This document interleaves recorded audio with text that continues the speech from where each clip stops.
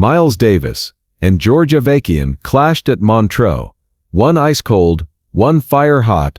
Their confrontation nearly destroyed the festival. It was July 1973, and the two most powerful figures in jazz represented completely opposite philosophies. Miles was the cool, mysterious artist who spoke in whispers and let his music do the talking. George Avakian was the passionate, fiery jazz executive who believed in promoting artists with enthusiasm and commercial savvy. When their conflicting visions for jazz collided at the prestigious Swiss festival, the result was an explosive confrontation that split the jazz world into two camps and threatened to end the most important festival in jazz history. It was July 15, 1973, and the Montreux Jazz Festival was in its 7th year of establishing itself as the most prestigious jazz event in Europe. The festival, held on the shores of Lake Geneva in the Swiss Alps, had become a pilgrimage site for jazz lovers from around the world. The scenic beauty of the location,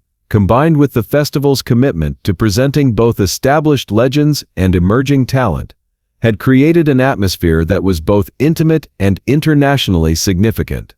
Miles Davis had been scheduled to headline the festival's closing night, a performance that was expected to cap off what had already been a spectacular week of music. At 47, Miles was at an interesting point in his career.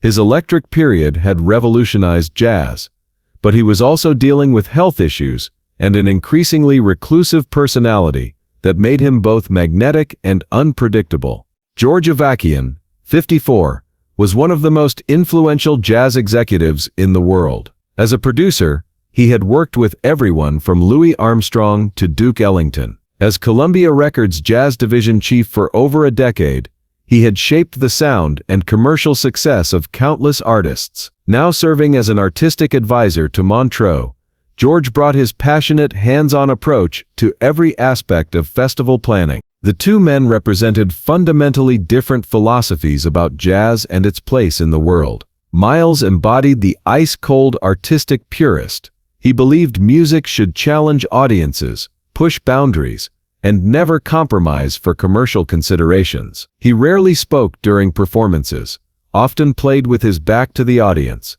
and let his trumpet communicate everything he felt needed to be said. George, by contrast, was fire incarnate when it came to jazz promotion. He believed passionately that jazz was America's greatest cultural contribution to the world, and that it deserved to be presented with enthusiasm, context, and commercial success. He thought artists had a responsibility to their audiences, and that accessibility didn't have to mean artistic compromise. The conflict had been building for months before the festival even began. George had been working with Montreux organizers to create what he called an authentic American jazz experience for European audiences. This meant not just presenting great music, but providing educational context, encouraging artist-audience interaction, and ensuring that performances were both artistically satisfying and commercially viable. Miles, however, had very different ideas about what his Montreux performance should be. He wanted to present his newest, most experimental material, music that pushed the boundaries of what jazz could be, regardless of whether audiences were prepared for it. He had no interest in playing crowd pleasers or explaining his artistic choices to anyone. The first sign of trouble had come during the initial planning meetings in May. George had suggested that Miles's performance should include some of his classic compositions, kind of blue-era pieces, that European audiences would recognize and appreciate. Miles's response had been characteristically minimal but devastating. "I don't play the past." George, with his passionate belief in jazz education and audience development, had tried to explain why including familiar material would benefit both Miles and the festival. "Miles, these people love your music. They've traveled from all over Europe to hear you. Playing some classics along with your new material would create a bridge between what they know and what you're creating now." Miles's ice-cold response had been even more direct. "I'm not a jukebox." The tension escalated during the week of the festival. George had been working with journalists and critics, promoting Miles's performance as a highlight of the event. In his enthusiastic way, he had described what audiences could expect: Miles Davis will present a retrospective of his incredible career, showcasing both his classic compositions and his latest innovations. When Miles learned about these promotional statements, his reaction was swift and uncompromising. He called George directly and spoke in the whispered, intense tone that those close to him knew meant serious trouble. "You don't speak for me. You don't decide what I play, and you don't promise audiences anything about my music." George, whose passion for jazz had led him to become one of its most effective advocates, was stunned by what he saw as Miles's lack of consideration for the festival, the organizers, and the audiences who had paid significant money to attend. "Miles, I'm trying to help you. I'm trying to make sure people understand and appreciate what you're doing. That's what promotion means. Helping audiences connect with artists." "I don't need help connecting with audiences," Miles replied. "My music does that. If you think it needs explanation, you don't understand it."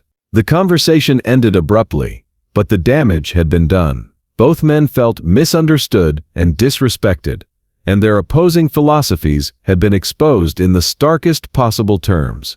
The situation came to a head on the afternoon of Miles's scheduled performance.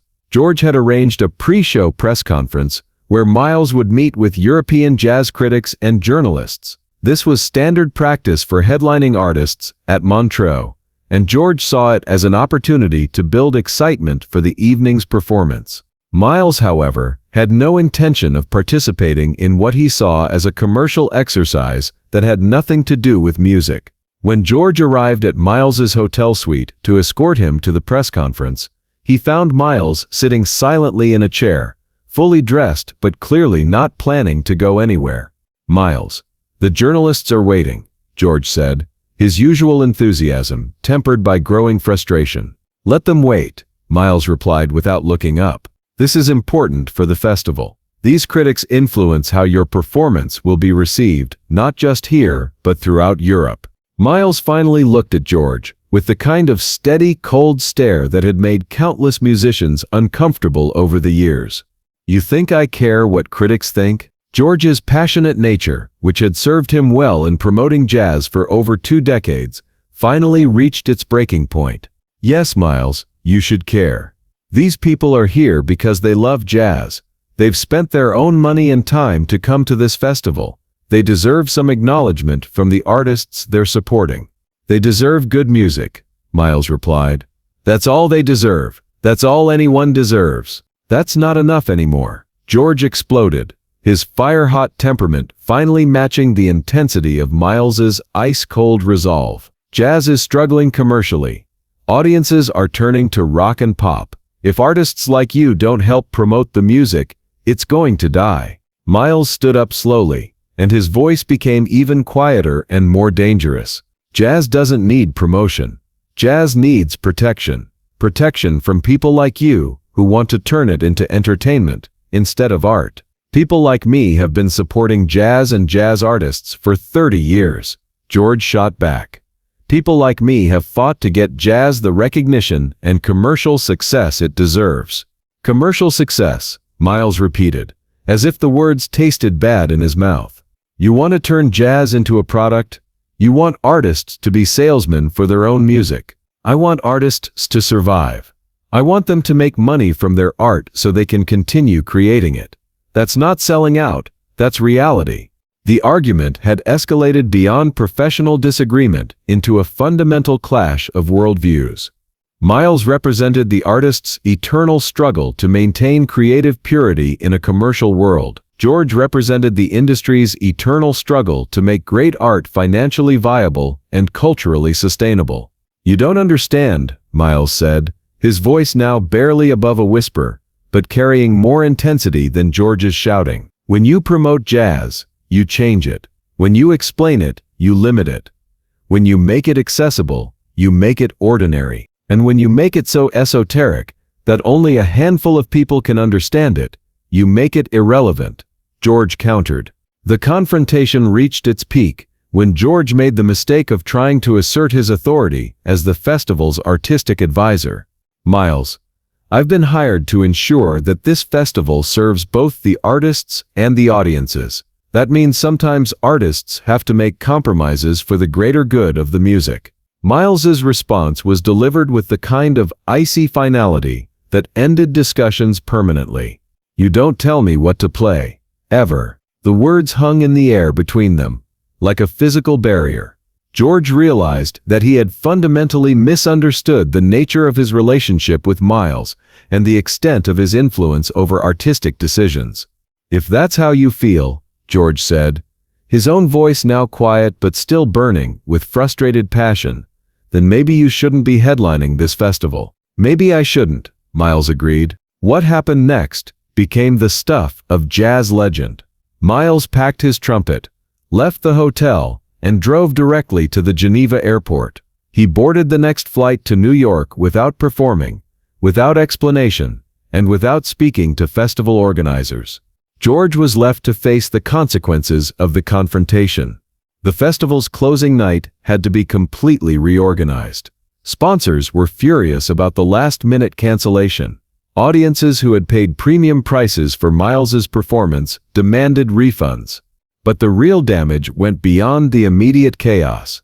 The story of the Miles-George confrontation spread throughout the international jazz community within days. Musicians, critics, and fans were forced to choose sides in what became framed as a battle between artistic integrity and commercial responsibility. Some artists supported Miles's position that music should speak for itself without commercial compromise. They saw George's approach as representative of industry pressure that corrupted artistic vision. Others supported George's belief that artists had responsibilities to their audiences and to the survival of jazz as a commercially viable art form. They saw Miles's behavior as selfish and counterproductive to the music's long-term health. The split had lasting consequences for both men. Miles never again performed at Montreux during George's tenure as artistic advisor. George's reputation as an artist advocate was damaged by his perceived inability to work with one of jazz's most important figures. More broadly, the confrontation highlighted tensions that had been building in the jazz world throughout the early 1970s. As jazz faced increasing commercial pressure from rock and pop music, questions about artistic compromise, audience development, and the role of promotion became increasingly urgent. Festival organizers learned to be more careful about managing artist expectations and promotional commitments. Record executives became more sensitive to artists' creative autonomy. Musicians became more aware of the business implications of their artistic choices. The ice versus fire dynamic between Miles and George also became a template for understanding other conflicts between artists and industry representatives. Miles's cool, uncompromising artistic stance and George's passionate, commercially aware advocacy represented two legitimate but often incompatible approaches to sustaining creative careers. Years later, both men would acknowledge that their confrontation, while destructive in the short term, had been necessary for clarifying important principles about artistic independence and commercial responsibility. George continued his career as one of jazz's most effective advocates, but he became more careful about respecting artists' creative autonomy. Miles continued creating innovative music on his own terms, but he also became more selective about the festivals and venues where he performed. The 1973 Montreux confrontation became a cautionary tale about the importance of understanding and respecting the different roles that artists and industry representatives play in the jazz ecosystem.